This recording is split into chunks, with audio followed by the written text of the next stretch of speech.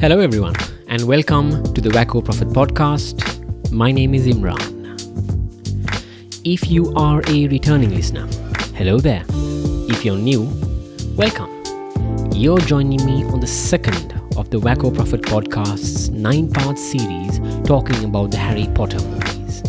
In these discussions or reviews, I will be taking one podcast episode each to talk about every single Harry Potter movie, highlighting their good, bad, and their similarities and differences to the source material, the Potter books by J.K. Rowling. This week, I will be talking about the first Harry Potter movie, Harry Potter and the Sorcerer's Stone.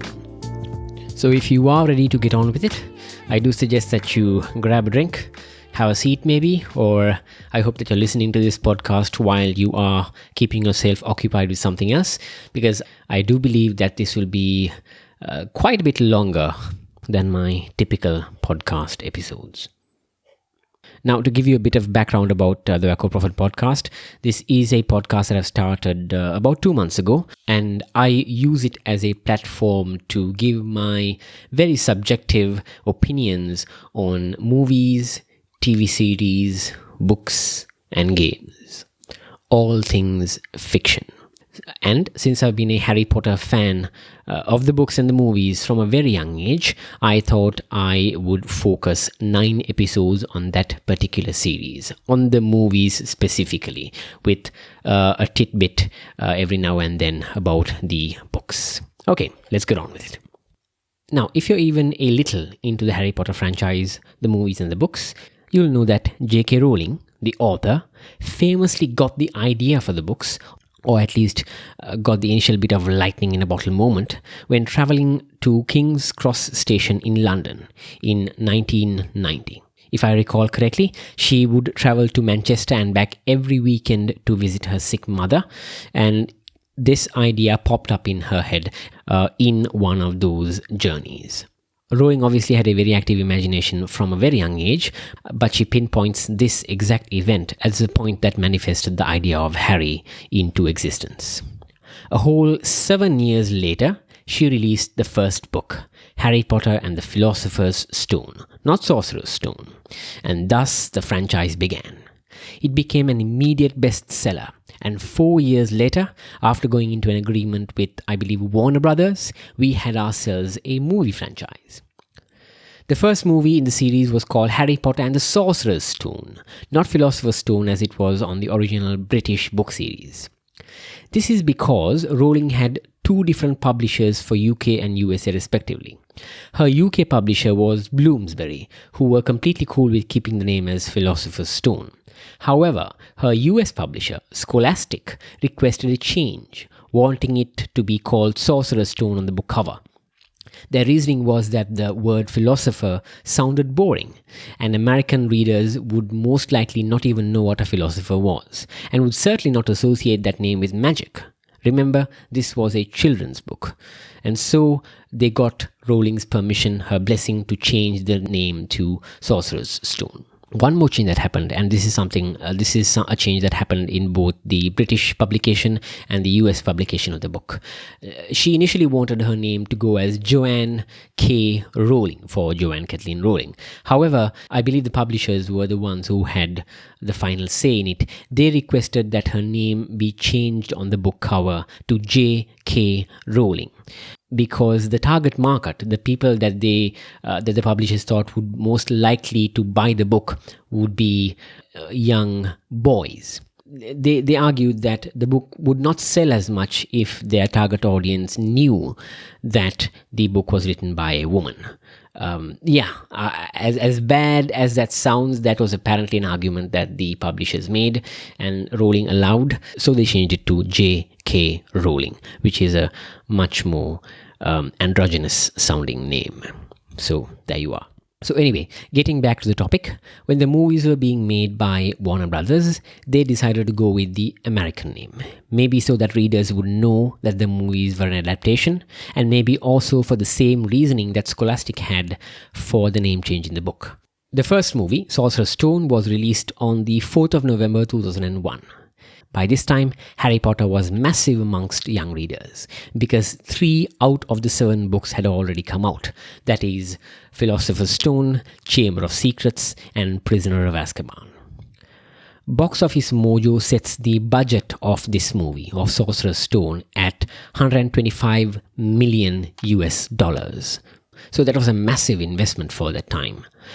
Fortunately, the investment did pay off from the first movie onwards because the movie had a domestic opening of $90.2 million US, and it went on to gross a total of $318 million US domestic and $688 million US international. So I think it's safe to say that this movie was financially massive, and it was culturally massive as well. It was incredibly well received by fans of the book and did some top-tier balancing work, which it had to do in order to really get the emotional buy-in of the audience for them to continue being invested in the series. It's one thing getting the financial buy-in of the audience. It's one thing getting an audience to pay up the movie ticket for one movie. So that would essentially be a cash grab, and that is relatively easy to do. You just slap the name of the brand on the movie, and then you pretty much have a guaranteed audience in the book readers.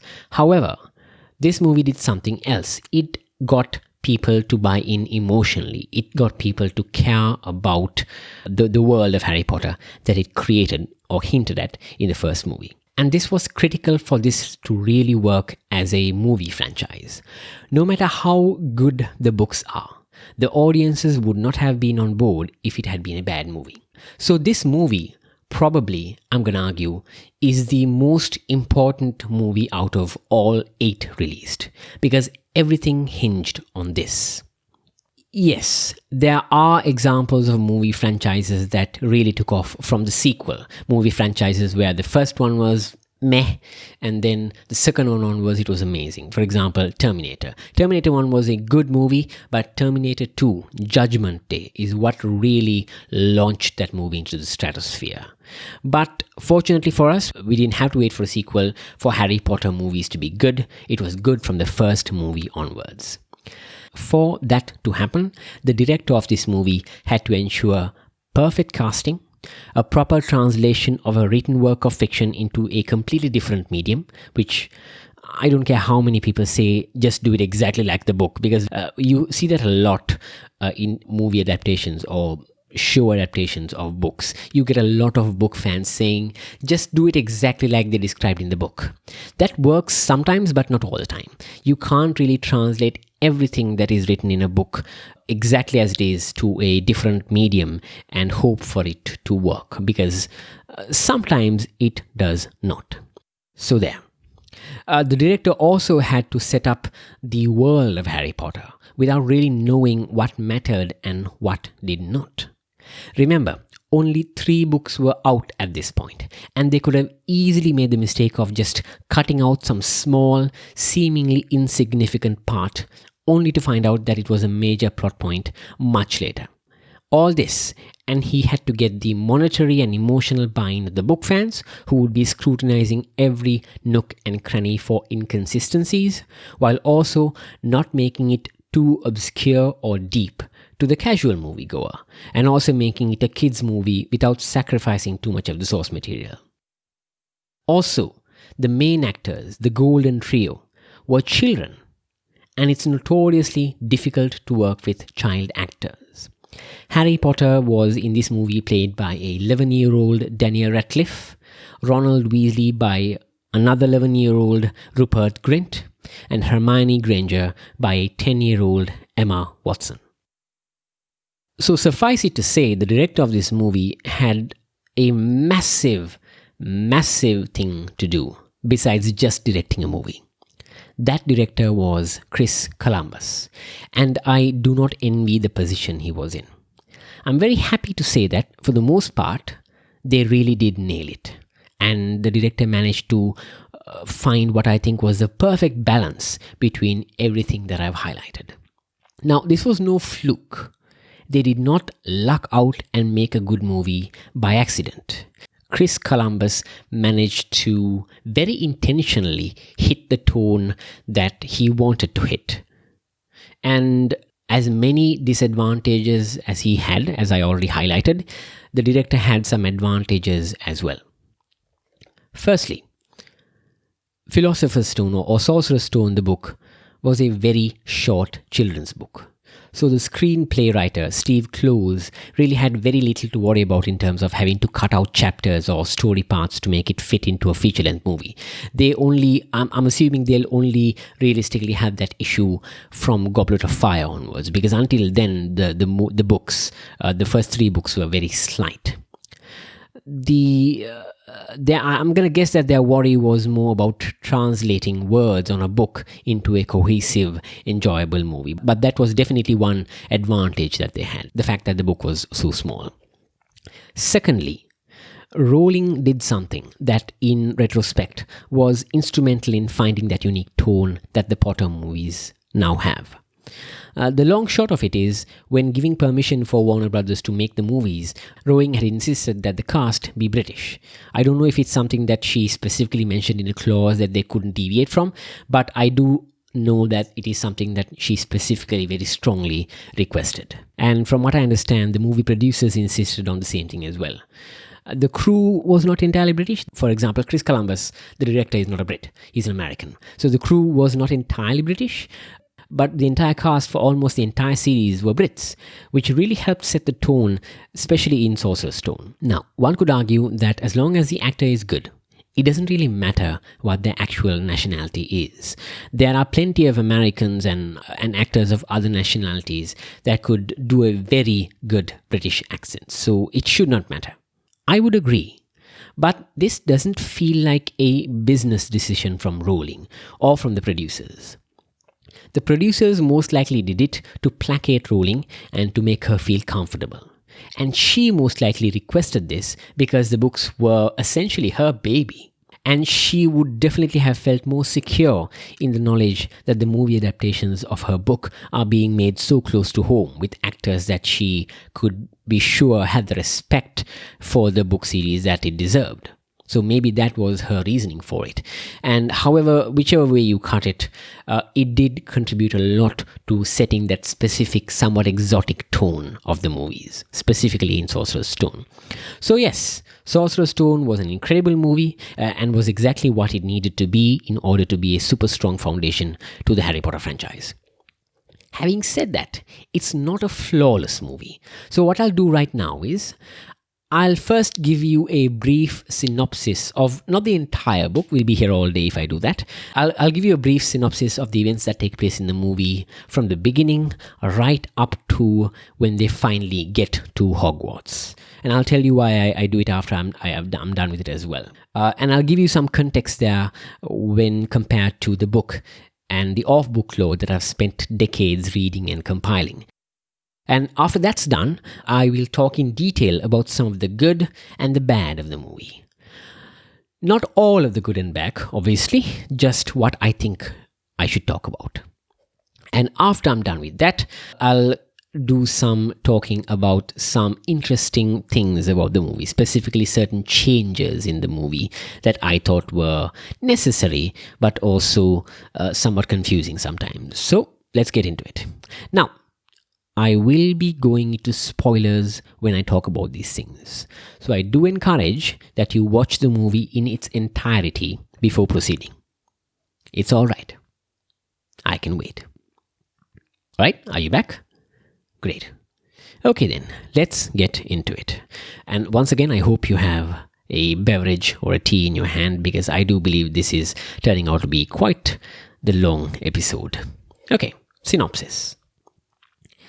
The entire premise of this movie is the introduction of a 10-year-old Harry Potter, and by extension the introduction of the viewers into a world full of magic that is hiding just beneath the surface. This world is one with their own, albeit quirky, rule set, and Sorcerer's Stone, both the movie and the book, does something very smart and does not overwhelm you with too much information about this hidden community. And neither does it underwhelm you. It whelms you, meaning that the movie gives you a lot to process, but not so much that you can't handle it. They also do a great job teasing the possibility of this not normal world without just showing you the goods outright, and really making you give a shit about the main character, Harry Potter, before they do this awesome reveal. With an excellent opening giving us a massive hint to the magical nature of things, which I'll talk about in detail later, the movie then properly starts off in Surrey, where a 10-year-old Harry is living with his Uncle Vernon, his Aunt Petunia, and his cousin Dudley. The Dursleys. Harry is generally ill-treated there. Harry has been emotionally abused and put down for most of his life, and is little more than a house elf, and is not treated any better. We will talk about this in greater detail next week when I do my episode on Chamber of Secrets, because it actually features Dobby the house elf. But in this world, house elves are essentially unpaid workers, slaves who are born into servitude and for the most part think they are alive for that purpose and little else, and they revel in it. Like I said, we'll talk about that much more in the later movies when we talk about Spew. If you remember Spew, then look forward to that. But anyway, getting back to this particular movie, Harry is basically a house elf for these horrible, horrible muggle relatives of his. He cooks and cleans for them, lives in the cupboard under the stairs, and wears oversized clothes. Now, about that, they don't point this out explicitly in the movie. But you can clearly see while Harry is cooking the eggs on the stove that his clothes doesn't really fit. They're several sizes too large, because he never got clothes of his own. The Dursleys would give him hand-me-down of Dudleys. They would never buy him anything new that would fit him. I think there's even a scene which they cut from the theatrical release showing Aunt Petunia, who is the only one that Harry is related to. She was Lily Potter's sister. So the scene anyway shows Petunia dyeing the old school uniforms of Dudley's to match the local state school they were planning to send Harry to, called Stonewall High. This scene is not in the theatrical cut and is not really discussed at all in the movie, but it is in the book. Anyway, we are shown a very memorable scene in the movie and in the book where the Dursleys take their son to the local zoo, and they take Harry as well. They don't really explain in the movie why they take Harry, but in the book it's explained that they take him for the sake of pretenses, to ensure the people watching them or their friends or their neighbors that they're not mistreating Harry too much. Anyway, they take both of them to the zoo, and there Harry befriends and speaks to a boa, I believe. And right now, I'll speak to the rumors that are circulating around this particular event. No, this snake that Harry accidentally released is not Nagini. There have been a bunch of false rumors circulating in the internet, and people have been sharing them, because guess what? People who are in the internet don't actually listen to things and don't actually process them before just assuming that they're true and sharing them. This was not Nagini that Harry accidentally released. However, this is the first instance of Harry, at least the first instance we see in the movie of Harry using Parseltongue. Parseltongue is not brought up until Chamber of Secrets, where we find out that he can actually speak to snakes. However, if you really do pay attention and you think about it, obviously this is the first instance that we see, although we see it in English because we are shown what he and the snake talk about. We will talk more on Parseltongue in the coming movies as well. Obviously, Harry's ability to speak Parseltongue is very connected to his encounter with the Dark Lord at age 1. So that is definitely something interesting that we'll see as this review series go on. Following a magical series of events, mainly involving a ton of owl post, Harry is finally made aware of a little secret, right on his 11th birthday, which was on the 31st of July, 1991. That, "You're a wizard, Harry." So yes, this is told to Harry by the absolutely massive half-giant Rubeus Hagrid. Again, we don't find out about Hagrid's parents and him being half-giant until much later in the books, and I don't think they really discuss it at all in the movies. But yes, that is a bit of important detail that actually explains why Hagrid is so big. But yeah, he is half-giant. Anyway, he gives Harry the good news and tells him that he has been selected to enroll at Hogwarts School of Witchcraft and Wizardry. Hagrid then threatens Vernon with a pink umbrella. We later find out that the umbrella holds the shattered remains of the broken wand and gives Dudley a little pig's tail. A little note about that. In the book, Hagrid says that he meant to turn Dudley into a pig, but it did not work out due to the fact that although his wand is in his umbrella, it is not fully operational. And, strictly speaking, Hagrid is not allowed to do magic. We don't find out why until the Chamber of Secrets. So, Harry chooses to leave his relatives and go with this massive dude out into the storm, completely trusting him. And then he goes to the Leaky Cauldron, which is a pub in London, with Hagrid, and is immediately made aware of the fact that he is famous in this magical world. He also meets another key character in this scene, Professor Quirinus Quirrell. He is to be Harry's new Defense Against the Dark Arts teacher at Hogwarts. It's a small but important scene, because in the movie, Harry introduces himself and wants to shake his hand. But the stuttering, panicky, turban-wearing Quirrell does not take it in the movies, but marvels at Harry along with everyone else. The book has him shaking Harry's hand, because in the book, Voldemort had not taken possession of part of his body yet. But in the movie, the possession had already happened. That's one very key difference. I don't know why they made that small difference, maybe to simplify things. The book explains his reason for wearing a turban, supposedly, was a particularly bad encounter with vampires during his world travels, which is also apparently the cause for his nervous, stuttering demeanor. If I do remember correctly, the book also says that Quirrell was well-travelled and had recently got back to London from Albania. I'm not sure whether they mentioned Albania specifically, but I do remember them mentioning that he was quite well-travelled. And he only had his turban on when he got back, and it is supposedly stuffed full of garlics, for reasons mentioned previously. It's a funny little note in the book that we don't really think much of, and it's not even mentioned in the movie. We just remember him as a bit of a nervous character. Harry is then introduced to Diagon Alley, a magical economical hub of the wizarding world, secreted away in London, only accessible to witches and wizards. This is where new and old Hogwarts students buy their school equipment. Their textbooks, racing brooms, pets, potion ingredients, star charts, and everything in between. Two more key characters are introduced here. One is Mr. Garrick Ollivander, the old wand salesman. And the second is Griphook, the goblin at Gringotts Bank. Ollivander's importance is immediately apparent because he is the one that gives Harry the first hint of his dark past and the reason for his fame. Griphook, the goblin, not so apparent because he doesn't become significant until the 7th movie, Deathly Hallows Part 1.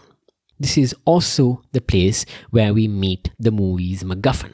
Now, a MacGuffin is a trope that a lot of movies and a lot of fiction really uses, where there's a specific object that is the reason for the movie happening. For example, the MacGuffin of the first Avengers movie is the Tesseract, that square glowing cube.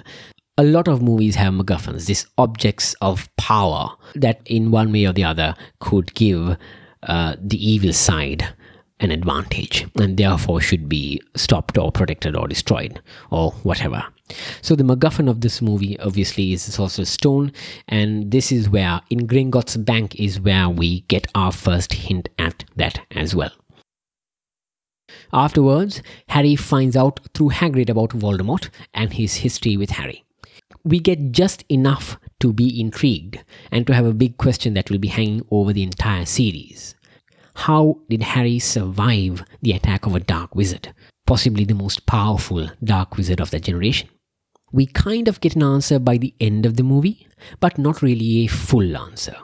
We would only get the complete picture by Deathly Hallows. But for now, the answer we get by the end of Sorcerer's Stone is enough. We then get to King's Cross Station, which incidentally is the very same station that Rowling first got the idea of Harry, and are introduced in very quick succession to the Weasleys and then to Hermione Granger. and we are off to Hogwarts in the Hogwarts Express, leaving from platform 9 and 3/4. There's a bit of a difference here as well between the books and the movies. In the books, Hagrid is not the one who takes Harry to platform 9 and 3/4.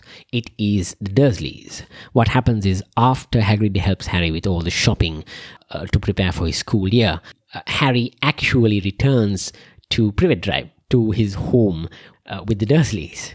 And they are the ones that take him to the station. Incredulous at the fact that there is such a thing as platform 9 and 3/4, and they just abandon him in the station and leave. It's hilarious and sad in the book, but I can see why they did not waste that time in the movies. This movie is already a 2.5-hour movie, and I can completely understand why Columbus chose to just smash cut to Hagrid delivering him to the station. Although Hagrid, to be very fair and very honest, doesn't help him much with the 9 and 3/4 thing either. He was very lucky to have met the Weasleys, and he's very lucky that Mrs. Weasley is so loud when talking about platform 9 and 3/4, because Hagrid also just leaves him there. Now, I apologize for going into so much detail about the events that took place up to now. But I wanted to point out how well the movie builds up the anticipation and the expectation of Harry and of the audience before we are finally introduced to a very central character to the movies and the books. Columbus took 38 minutes out of a 2-hour and 24-minute movie. That is 2 hours and 24 minutes without end credits. That's 26% of the runtime, a little more than a quarter of the movie, to set up who Harry is, what the whole magical world is, what is his situation back in the normal world, and how much he deserves more than what he is currently getting, before finally bringing us home. We get so much information about how amazing and magical Hogwarts is that we have the same anticipation that Harry has by the time we get to Hogwarts. We would not have cared so much about Hogwarts if it had been too rushed or introduced too early in the movie. I would say that, especially in the first movie, the Hogwarts castle, with all its secrets and quirks, is the main character of the movie, even more so than Harry. Regardless, once we are introduced to Hogwarts, the entire movie takes place inside the castle, as we are introduced to the first of Harry's many adventures. The majority of every book and every movie, with the exception of Deathly Hallows, takes place in Hogwarts. So establishing that character's significance, Hogwarts as a character, establishing that character's significance and complexity is done extremely well here. So much so that they don't even have to think too much about re-exploring it in other movies. So there you have it. That is the 38-minute setup, I would say. And a very well done 38-minute setup that really paves the way to them not having to waste time with that again in all other movies. Alright, now that we're done with that, let's get into the good and the bad of the movie. The good, number 1. The introduction. I recently listened to a podcast with a game developer of the excellent Doom 2016. It was the No Clip podcast by Danny O'Dwyer, and it can be found on YouTube. And the developer being interviewed was one Hugo Martin, who was the creative director of the game and one of the biggest influences on the tone set by that particular game. During his interview, Hugo said something pretty profound about storytelling through movies that I think applies for the first Harry Potter movie. He posited that during the first 15 minutes of a movie, the audience is very receptive, wanting to know where the movie wants to take them, if it will engage them, and willing to give it the benefit of the doubt and suspend their disbelief up to a certain extent. As a creator, if you manage to get them to care about your movie and get them to understand the tone and idea of your movie in that time period, And if you fulfill that promise of the first 15 minutes and give them a good payoff by the end of the movie, the audience will like and enjoy your movie. That was the gist of what he was implying. You make a certain promise of what the movie is in the first 15 minutes, and you hook them with that idea, and then you follow through with that idea and you deliver throughout the movie. Well, Sorcerer's Stone does better, in my opinion. The movie gives you pretty much the entire basic premise, though in an intentionally vague, or maybe it's not vague, maybe mysterious is a better word. Yeah, an intentionally mysterious way that does not feel contrived, that does not feel artificial. And it does that not in the first 15 minutes, but in the first 4 minutes of the movie, the introduction. When I watched this intro as a kid, I was completely engaged. Remember, I told you I did not watch Sorcerer's Stone in the theatre. I rented the VCR copy and watched it with my brother at home.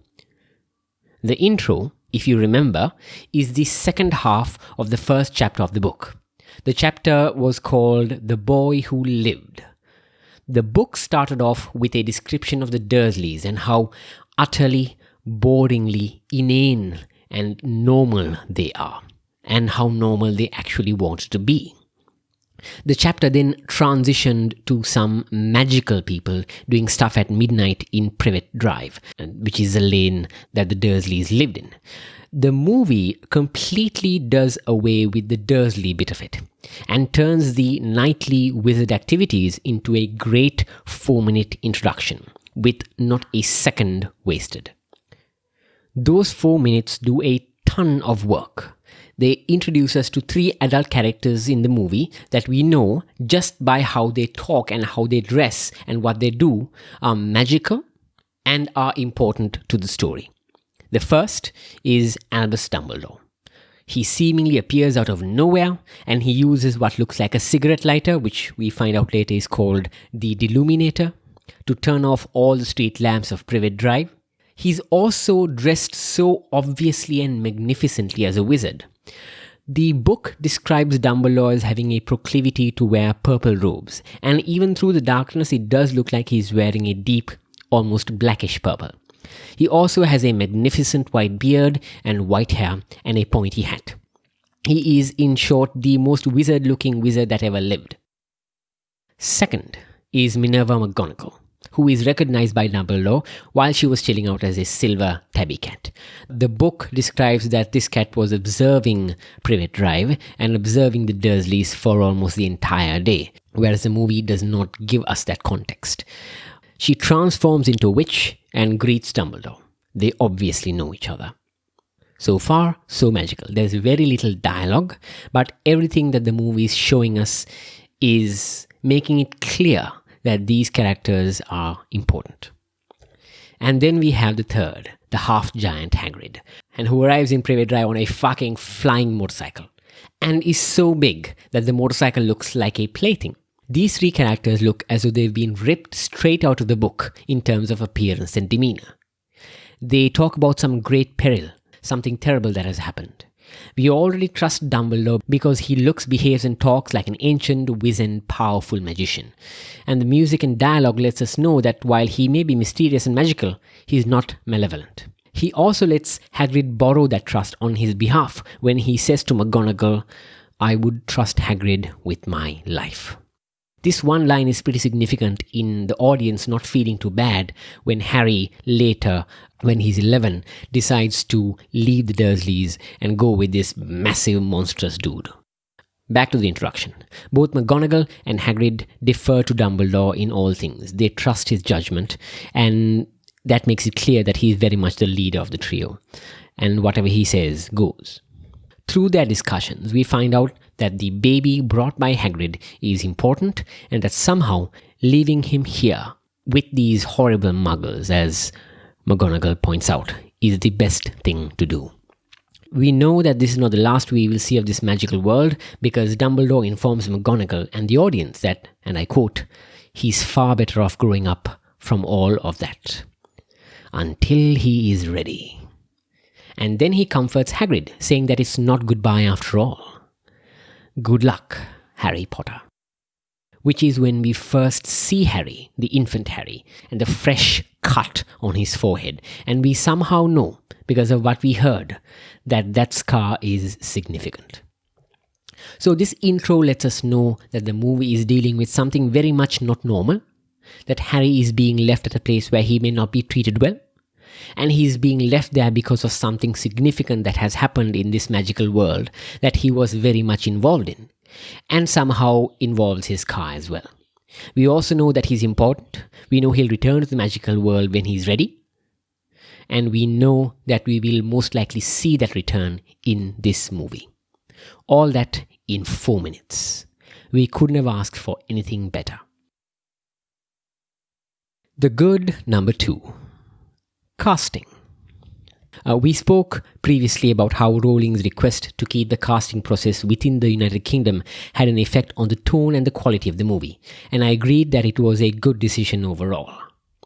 Seeing as this was a franchise that Warner Brothers wanted to succeed and had a lot of money invested in, I don't know how much control Columbus, the director, actually had over the casting process, because as we now know, Chris Columbus only directed the first 2 movies and then he moved on. They switched directors. But I do know that he worked with Rowling and with the producers in casting some of the key characters. Firstly, the casting of the 3 leads, Radcliffe, Grint and Watson, was very well done. As the movies went on, the actors really made the roles their own and deviated from the source material in some aspects, which I'll speak about when we get to those movies. But in this movie, in Sorcerer's Stone, I think all 3 of them really embody the characters as they were in the books.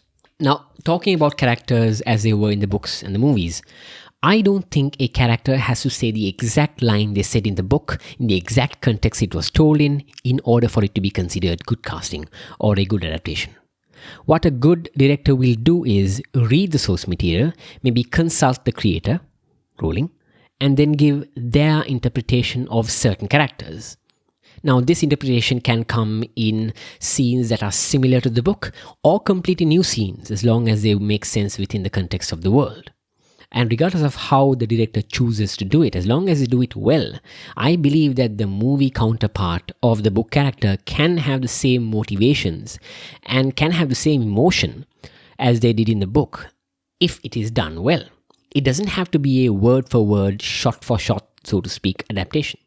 Now, with regard to that, I think the Golden Trio did very well in embodying the characters as they were written in the books. Sure, there may have been physical differences. Harry, for example, famously had green eyes in the book, whereas Daniel Radcliffe's eyes are blue. They had attempted to replicate the eye color in the movies with contact lenses, but if I remember correctly, they had found that the young actor had difficulty wearing them and performing to a reasonable degree. While the green eyes thing is actually an important plot point in the books that pay off way later in Deathly Hallows, I think it was a reasonably well-made decision by the director to just proceed with what they've got. I also remember concerns about Dan's hair being too smooth and well-maintained and shiny. I know this may seem like nitpicking to you, but believe me when I say that this is the type of issue that a book reader will definitely have when they scrutinize a movie adaptation. So yeah, that was actually a concern as far as I remember. Because in the books, Harry's hair was always kind of described as stuck out and not controllable in any way. It was something that he inherited from his father, whereas Harry's hair in the movies were much more well-behaved. It didn't really matter to me, and I don't think it really mattered the characterization as much as they thought it would. But yeah, those are actual changes that fans of the books really had issues about. Out of the Golden Trio, I think the best casting was probably Ronald Weasley. I do have some complaints about what they did to his character in the later movies, but in Sorcerer's Stone, they portrayed him as he should have been. He is an underdog. He has been overshadowed by his brothers his whole life, but he is not an idiot. Far from it. I am so happy that they gave Ron his badass chess match in the third act of the movie. They actually managed to make it more epic than it was in the book, and they really nailed his willingness to sacrifice himself for the greater good. Other than them, I also have a bit of a shout out for 4 other bits of excellent casting. Obviously, I don't have the time to really talk about all the casting, but I'll point out 4 others other than the Golden Trio. Firstly, Robbie Coltrane as Rubeus Hagrid. Coltrane embodied Hagrid's gentleness while showing how tough and fearless he is as well throughout all 8 movies. He was the one who convinced Harry and the audience to trust him and follow him into this magical world, and conveyed to us through a limited number of scenes how strong and at the same time vulnerable he can be. They established his love for pretty dangerous magical animals, and they established him to be a softie and very loyal to Dumbledore, and they did it in just a couple of scenes.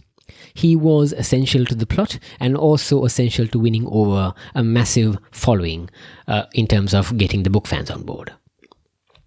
Okay, then Maggie Smith as Minerva McGonagall. The McGonagall character in the book is once again someone very complex and a truly 3-dimensional character. I would have to call her lawful good. She is the head of Gryffindor House and is on the good side without a doubt. But she always plays by the rules, even though she's willing to bend them just a wee bit if it means her house has a better chance of winning the Quidditch Cup. The description I most associate with McGonagall in the first book is the word severe. And Maggie Smith does a great job of being exactly that, while not pushing it too overboard into evil or antagonist category. Sir Richard Harris as Dumbledore. Dumbledore is the wise old man of the Harry Potter series. The first movie doesn't really get into how powerful he truly is, but is required to imply that without showing him doing obviously powerful things. Again, I take you back to the interview I watched of Hugo Martin, creative director of Doom 2016. I'll leave a link to that YouTube video on the description of this episode. In that particular episode, Hugo Martin also talked about building up a reputation of a character. And he said that one way to communicate to your viewer about how powerful a character is without showing it is by having other characters describe him in such a way that you as a viewer have that in the back of your mind. The movie does this quite well. Regardless, it takes a great actor to portray someone so powerful and so obviously magical. Sir Richard Harris only portrayed Dumbledore in the first 2 movies, as he passed away and was replaced by Michael Gambon from the 3rd movie onwards. And as much as I like Michael Gambon, I don't think he did the role of Dumbledore justice. At least not to the extent that Sir Richard Harris did. Harris got the calm and mischievous nature of book Dumbledore perfectly. And while he leaned more towards the wise old man side of Dumbledore and not so much on the eccentricities of the book Dumbledore, he made us believe that we are looking at a powerful wizard, the only wizard Voldemort ever feared. Now, I have my issues with Michael Gambon's Dumbledore, but I'll talk about them in detail once I get to that particular episode. Finally, and most obviously, Alan Rickman as Severus Snape. Out of every actor that was cast, this was the most perfect casting. Alan Rickman was born to play Severus Snape. And now in 2020, I don't think any Potter fan, casual or hardcore, book fan or movie fan, can picture Snape being portrayed by anybody other than Rickman. I spoke in my previous podcast episode about how I was introduced to the Potter movies and books. I watched the first 2 movies before I started reading the books, and even then, I started with Order of the Phoenix. Crazy, I know. Go ahead and listen to that episode for a more detailed account. Anyway, Rickman was so good and so perfect as Snape that when I eventually did start reading the books, Rickman was who I always pictured as Snape, without a shadow of a doubt, whenever I came across that character while reading. You know, when you're reading a book, you have this particular idea about how characters look, and for me, Snape always looked like Alan Rickman. I can't tell that about any other character, because as good as they were, no other actor had that effect on a 13 to 14-year-old me. Having said that, it's surprising to know that Rickman was in fact not the studio's and director's first choice for the character. Their first choice was Tim Roth. Now, if you remember Tim Roth, he was in Rob Roy, he was in The Hateful Eight, he was in Pulp Fiction, Reservoir Dogs. And if you're an MCU fan and remember the first Incredible Hulk movie, the one with Edward Norton, Tim Roth played the human version of the antagonist, the Abomination. He is, and let me tell you quite objectively, not a bad choice. He seems just right to play this morally ambiguous yet antagonistic character. But I think they made the right choice going with Rickman. I couldn't imagine Snape being played by anyone else. It's kind of like Wolverine. If you know the story, when 20th Century Fox was initially casting for the first X-Men movie by Bryan Singer, they offered the role of Wolverine to Russell Crowe. If you really sit down and think about it, Russell Crowe at that time absolutely had the acting chops to pull off such an active, angry character. This was the guy who did Gladiator, and it was done around the same time. But knowing what we know now, knowing how much Hugh Jackman made Wolverine his own, it doesn't matter how good Russell Crowe would have been.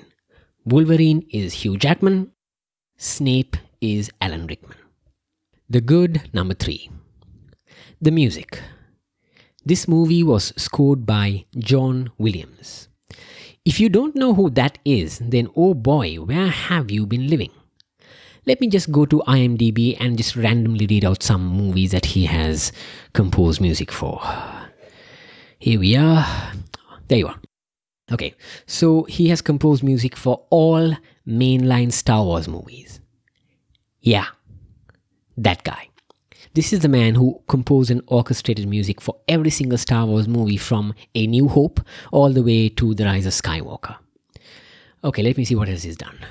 Richard Donner's Superman with Christopher Reeve, the original. Jurassic Park. The Indiana Jones movies. Home Alone. This man is a living, breathing icon, having composed the soundtrack for some very identifiable, internationally recognized movies. So we have the perfect man for the job. Just like the location and the casting were essential to achieve that specific feel of the movie, so was the music. John Williams delivered in spades. His score captured perfectly the sense of wonder and foreboding that was part and parcel of the movie. This was a children's movie, but this was by no means a cheery, fun movie through and through. The movie does deal with a good bit of darkness, and this needed to be reflected in the music. I'm not an audiophile, so I don't really pick up on the complexities of music, but even I noticed how distinct the music was for some of the major scenes, all the while maintaining this similar brand of supernatural mystery that fit the movie like a glove. If you watch the movie over and over, you know the exact music that will be played for almost every iconic scene. Think of Harry and the other students going to Hogwarts by boat, and they see the castle. That's a very specific bit of music. Think of the frantic music that plays in Ron's wizard chess game. Think of Christmas at Hogwarts. How excitable and how Christmassy the music sounds. And still very much a very Harry Potter type of music. There are so many layers to his music that can only be discovered upon repeat viewing. And that is an absolute win. And it is a blessing. It's no surprise this movie got nominated for an Oscar for Best Original Score. The good number 4. Production design. I'm talking specifically about Diagon Alley, Gringotts, and Hogwarts. All 3 places, as described in the book, are uniquely magical and uniquely unique. All 3 share a common theme where they don't seem to be a sequence of repeated patterns the way Muggle cities are. Everything just seems a bit disorderly, a bit wobbly, if I may. The Wizarding world in general, as established in the books, are just odd in the way everything is done. It's not organized and compartmentalized into neat little squares the way normal architecture and normal city design is. Once again, I'm not an expert in this, so I won't linger too long. But the books made it very clear that the magical world was a bit lopsided and unpredictable. The production design of all these 3 places hit the nail in the head in matching that in the movie. Once again, it doesn't come as a surprise that the movie was also nominated for Best Production Design Oscar as well. So those are 4 things of Harry Potter's and Sorcerer's Stone that I think are good. Let's move on to the bad. Bad number 1. The depiction of the Mirror of Erised. One of the key magical items introduced in the book and the movie, which Harry discovers late in the second act, is the Mirror of Erised. As Dumbledore aptly summarized, the mirror shows nothing more or less than an individual's deepest and most desperate desire. So the movie, for the most part, does a great job in showing us how Harry finds the mirror and how Dumbledore explains that it is a gift and a curse. That bit is done very economically and very well. The difference lies, and the difference here is not a benefit to the movie. The difference is in what Harry sees in the mirror. The movie shows him seeing his parents, his dad, James Potter, and his mum, Lily Potter. This is understandable. He had been told a lie about his parents' deaths by the Dursleys, and he has never known them, and would naturally desire to see them. However, the book hits a lot harder. The book Harry's desire is not to meet just his parents. In the book, when he steps in front of the mirror, he sees every one of his family members, not just his parents, because him having discovered Hogwarts and armed with the knowledge that he comes from a generation of witches and wizards, Harry's deepest and most desperate desire is to connect with the roots that he never knew he had. His desire is to belong. That hits several layers harder than him seeing his parents and desiring to meet them. I understand why the movie made that change. It was most likely for the sake of simplicity. It was already a 2.5-hour movie, so they needed to get the point of the mirror across in the simplest of terms, without watering down the meaning and significance too much. And they achieved that. But right at this particular scene, I wish they had taken the time, because the need to find your roots is, as I said, something that we can identify with in a much deeper level. And it really shows us how grown up Harry is, because really Harry is a grown up. He has had to grow up faster than other kids, being in the situation that he was in for 10 years. So it really shows us how grown up Harry's desire is when compared to a very kid's need to just meet his parents. The bad number 2, and this is the last bad I'll talk about. Hermione's task. The climax of Sorcerer's Stone, the movie, is the Golden Trio making their way through a bunch of trials set by the Hogwarts teachers in order to reach the Sorcerer's Stone, the MacGuffin of the movie. The Mirror of Erised, which we talked about previously, was the last of these trials set by Dumbledore. But before that, in the books, they go through several other trials. First, Fluffy the giant three-headed dog, borrowed from Hagrid. Second, Devil's Snare by Professor Sprout. Third, The Winged Keys by Professor Flitwick. Fourth, The Giant's Wizard Chess Challenge by Professor McGonagall. Fifth, The Mountain Troll by Quirrell. And finally, just before the Mirror of Erised, we have The Logic Puzzle by Snape.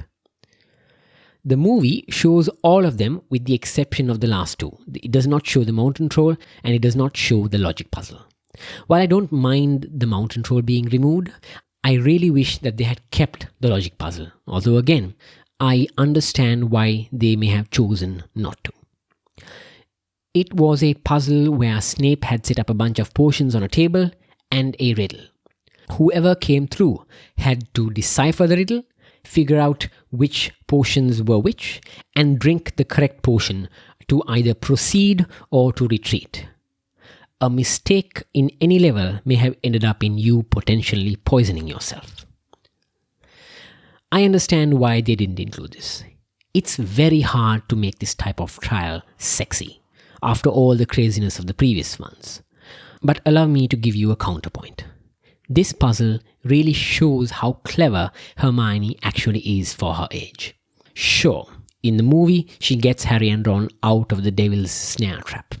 But that's just a matter of memorizing spells and paying attention. I argue that Snape's logic puzzle does a better job at showing Hermione's smarts, at really getting her to earn her nickname of being the brightest witch of her age. I felt like she was snubbed after Harry got to show off his mad flying skills and Ron got to be a badass knight martyring himself for the cause. So that is a negative in my book. And that's it. Those are the two major bads that I saw in the movie.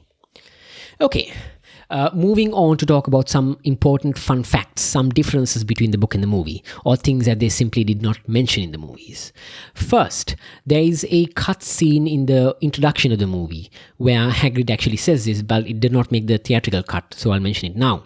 When Hagrid made his entrance on the flying motorcycle, that flying motorcycle is not his, which is why he didn't have it for the rest of the movie. That flying motorcycle was Sirius Black's. Because we find out much later in the books that when Hagrid visited Godric's Hollow and found that Potters were dead and the baby was alive, Sirius Black also turned up there as well. And then he let Hagrid borrow his flying motorcycle. So that's a bit of a fun fact. And then we have the fact that in the books, both Vernon and Dudley Dursley are blonde, I believe. Both of them, yes. No biggie, I don't understand why they changed it, but it doesn't really matter. The actors who played the two characters embodied their characteristics quite well, so it doesn't really matter what color their hair was, but that is a bit of a difference. Voldemort's possession of Quirrell. In the movie, Voldemort has already taken occupation on the back of Quirrell's head by the time we meet Quirrell in the Leaky Cauldron. This is why they made a point of showing him not shaking Harry's hand when they meet. In the book, Voldemort lives as a being that is less than a spirit, some small, weak, pathetic little creature, right up until Quirrell arrives at Hogwarts. He only takes possession of Quirrell after Quirrell positions himself as the Defense Against the Dark Arts teacher at Hogwarts. Thus, Quirrell in the book actually does shake Harry's hand when they first meet. Now, with regard to that topic, there is a bit of confusion in the movie that I've always wondered about. The reason Voldemort, and by extension Quirrell, couldn't bear to have physical contact with Harry is because of Lily Potter's sacrifice triggering an ancient magic, love, in defense of Harry, making him invulnerable to all attacks on his person. This is what, quote-unquote, killed Voldemort when Harry was a 1-year-old. But then why was Quirrell able to strangle Harry? Why did the protection only work when Harry touched his hand? Was the protection only on his palm? Was it like a talk to the hand kind of scenario? It feels like something that they overlooked. I don't really mind, but it is something that has been bothering me upon every rewatch.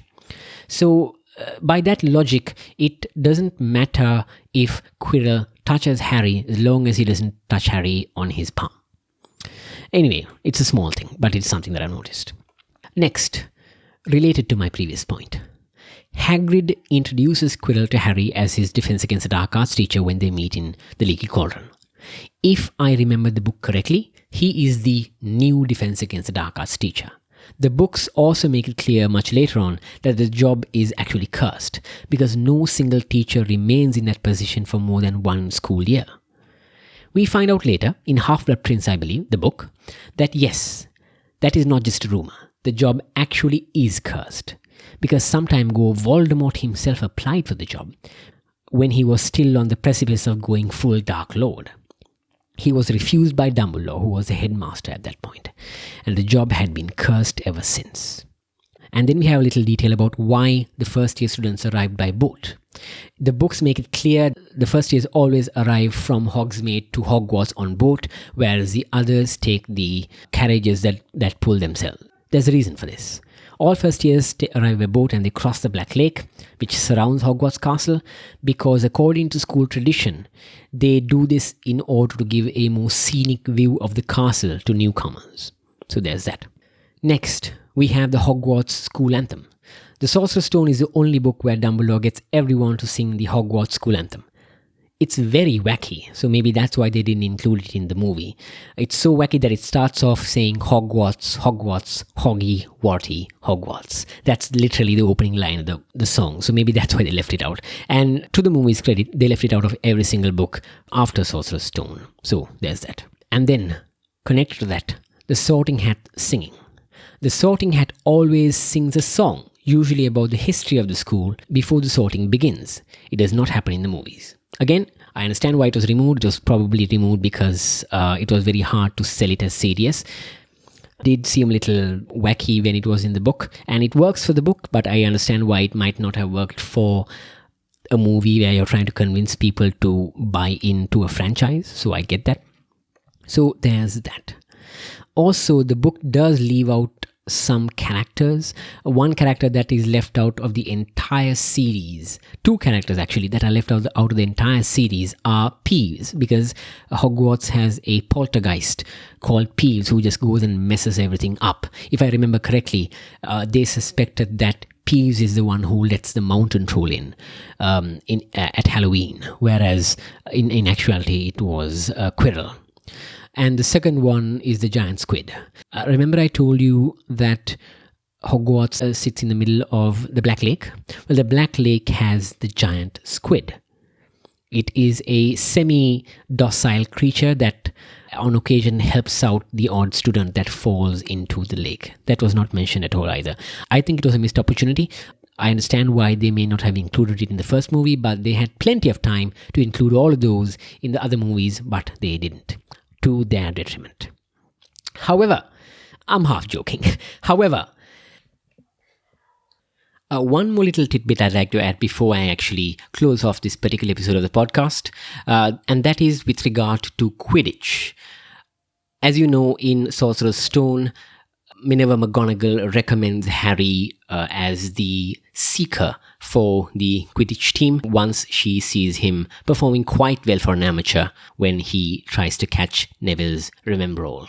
And we are also shown through Hermione that Harry has that talent in his blood because, according to the movie, Harry's father James was a seeker as well. However, this is not the case in the books. The books do establish that James had remarkable reflexes.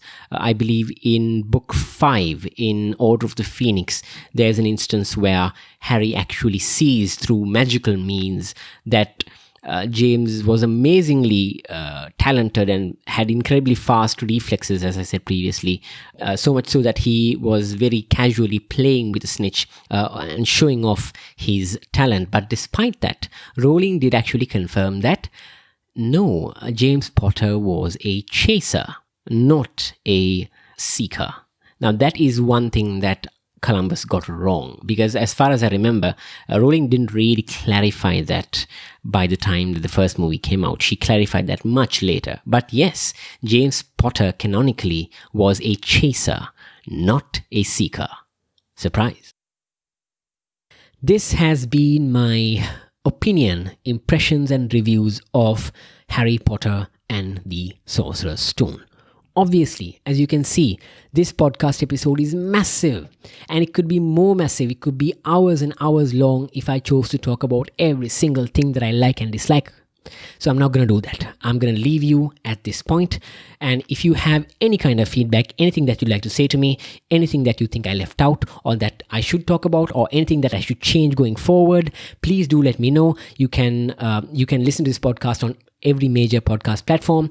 And you can also find me on social media. I'll leave the links to my social media pages on the description of this podcast, along with that YouTube video link that I spoke about. Okay, this has been the Wacko Prophet podcast. I am the Wacko Prophet, and my name is Imran. And I hope you enjoyed my very amateur, very casual, very laid-back discussion on Harry Potter and the Sorcerer's Stone, the movie, connected to the books. I'll see you next week with the next episode, where I'll talk about Chamber of Secrets. And I really look forward to that because I really enjoy Harry Potter, and I'm a massive fan. I'm a lifelong fan, and it gives me great pleasure to revisit these books and movies with a more critical eye. So I hope you stick around for that. Thank you very much for your time. Please do leave a review and a thumbs up and whatever you want to give me your opinion. And I hope you have yourself a great day. Until we meet again next week, mischief managed.